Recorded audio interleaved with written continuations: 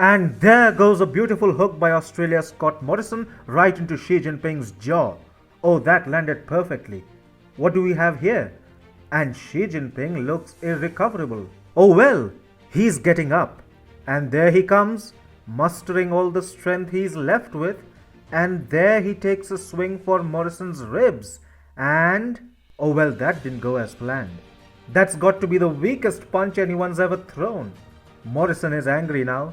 He's furious. But there's a commotion outside the ring. Who's that man? It's Fumio Kishida. Why is he entering the ring? Hey man. Oh boy. Someone's gotta tell Kishida that kicking is not a part of boxing. Jesus, that was bad. Xi Jinping just got owned. Morrison and Kishida have gotten onto Jinping like hungry bears. And they're not letting go. This won't go well for Xi. Let's get out of the ring now. Xi Jinping was having it pretty bad already. Now, Japan's got a new Prime Minister, and he wants to work with Australia to destroy China. Hi and welcome. This is TFI Global, the foreign affairs and geopolitical analysis arm of the TFI Media Group. I am your host Sanbir Unhotra, and in this video, I will tell you how Japan and Australia have begun strategizing on how to cripple China economically. Japan and Australia are coming together openly with one mandate in mind: to cripple China economically. Australia has been at the receiving end of a trade war that has been waged against it by China for getting too nosy in certain sensitive matters for Beijing, such as calls for an independent and open investigation into the origins of COVID-19 and the need to address growing Chinese belligerence across the Indo-Pacific. Since April last year, China has imposed tariffs and other trade barriers and even unofficial restrictions on a range of Australian goods like coal, barley, wine, and wheat.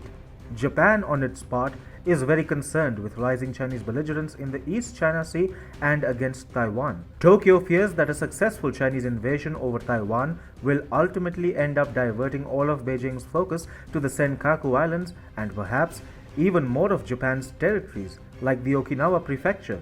So, it only makes sense for both Japan and Australia to come together in order to mount a pushback against Chinese excesses. The annual Australia-Japan Joint Business Conference, which started on Monday with executives from the Japanese and Australian governments and companies such as BHP Billiton, Woodside Energy, Macquarie Capital, Nippon Steel, Electric Power Development, ENEOS, NEC, and Fujitsu, is aimed at strengthening commercial ties between the two trading partners as they bond over shared concerns about China's rise. According to the Australian Financial Review, Japan contributed $116 billion in foreign direct investment into Australia in 2019. From 2018 to 19, the two-way goods and services trade was $88.5 billion. Sir Rod Eddington, president of the Australia-Japan Business Cooperation Committee, said Australia's business links with Japan had become twice as important this year because of the geopolitical changes sweeping the region. He said, "The business-to-business links have been extremely important for a long time, and it is doubly true today.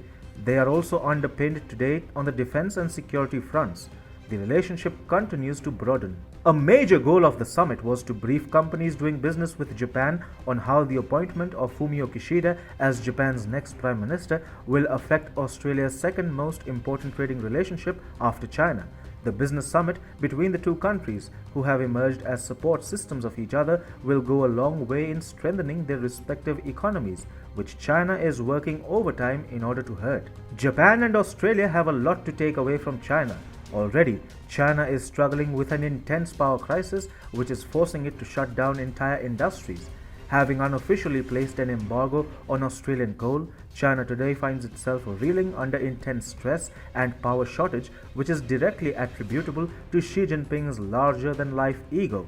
When Japan joins Australia with the sole aim of crippling China's already strained economy by means of snatching business out of China and creating import alternatives for the world, rest assured, Beijing's fortunes will meet an insufferable end. China's trade war has helped Australia businesses diversify their supply chains for the past 1.5 years.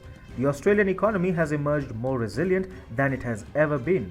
Acting on the same, the Scott Morrison government is now calling on Australian businesses to not solely depend on China as their target market, The Australian government has now instituted a number of support mechanisms for businesses to seek new markets, diversify supply chains, and make up for lost exports to China with new markets. The Scott Morrison government is convincing businesses that relying on China is not a feasible long-term policy. Australian Treasurer Josh Frydenberg recently announced a new trade policy, which he referred to as China Plus.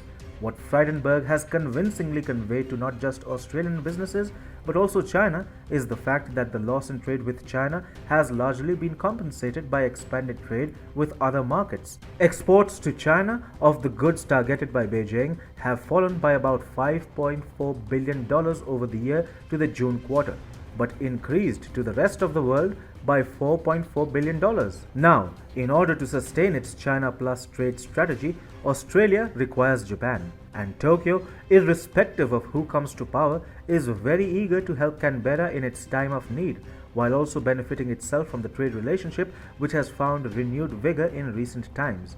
It is really a win-win situation for both Japan and Australia. The only casualty here is China, which has been left with no choice apart from retiring to a corner and licking its wounds.